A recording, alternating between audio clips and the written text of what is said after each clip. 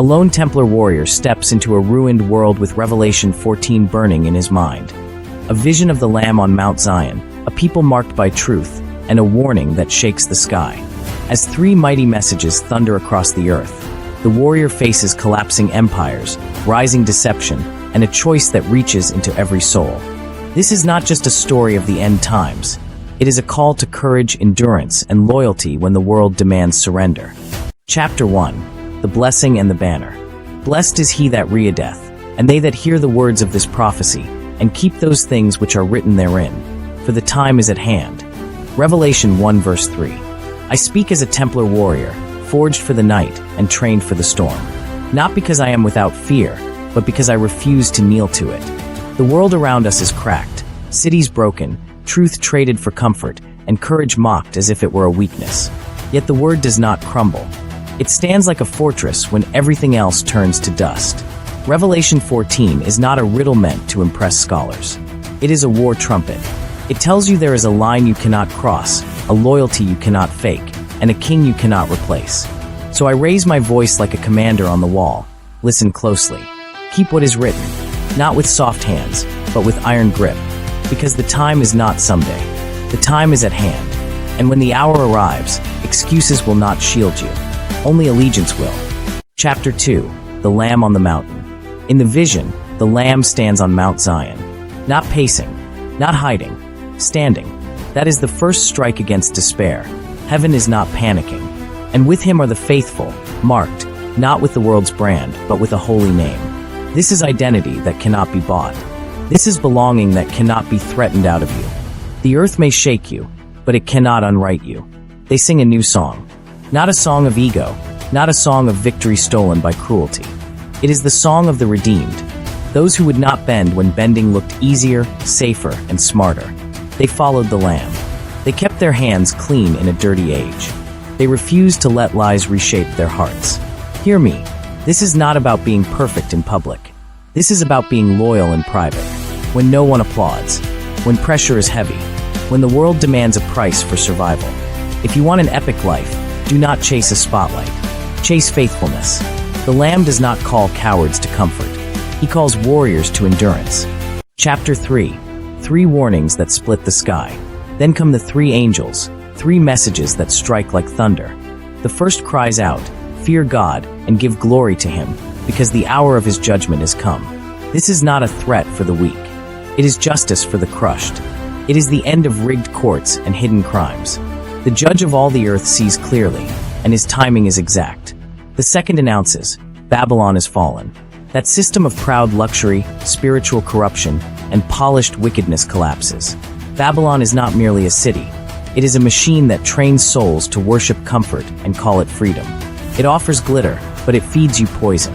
And in Revelation 14, God declares it does not stand forever.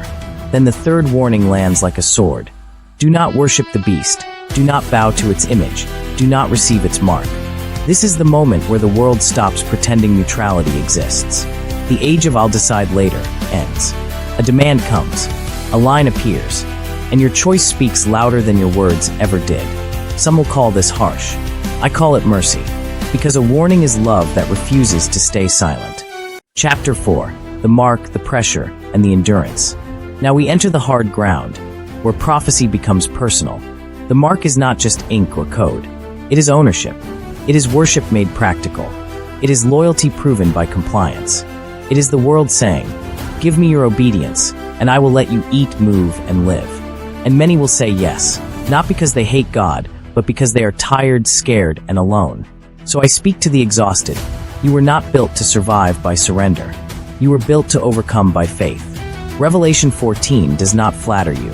It trains you. It says, "Here is the patience of the saints. Here are they that keep the commandments of God and the faith of Jesus." Patience here is not passive. It is a battle stance that lasts. It is the ability to take hit after hit without switching sides. It is obedience when it costs. It is faith when it hurts. And there is comfort for those who fall in the Lord. Not comfort like denial, but comfort like honor. Heaven does not forget its wounded. God records endurance like a king records the names of his brave. Chapter 5. The Harvest of the Earth. Then the vision turns, and I can almost hear the wind go still.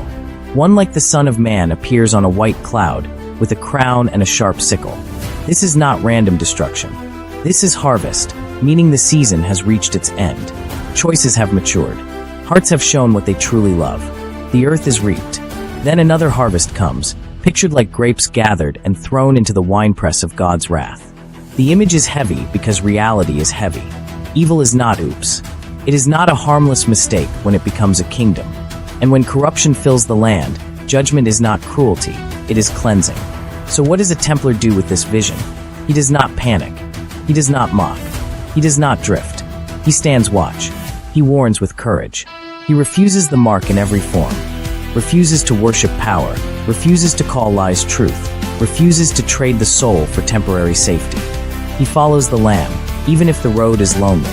If you have been searching for meaning, for purpose, for a reason to fight through fear, Revelation 14 gives you one. Hold the line. The world is loud, but it is not final. Judgment is real, mercy is real, and endurance is not wasted. So lift your head, tighten your grip on what is true, and prepare your heart to choose well when the hour demands it. If this message stirred your courage and sharpened your focus, subscribe to the channel, activate notifications, and stay with us for more powerful speeches and Bible-based epic stories. Give this video a like so more people can find it, comment with what chapter hit you the hardest, and share it with someone who needs strength to hold the line.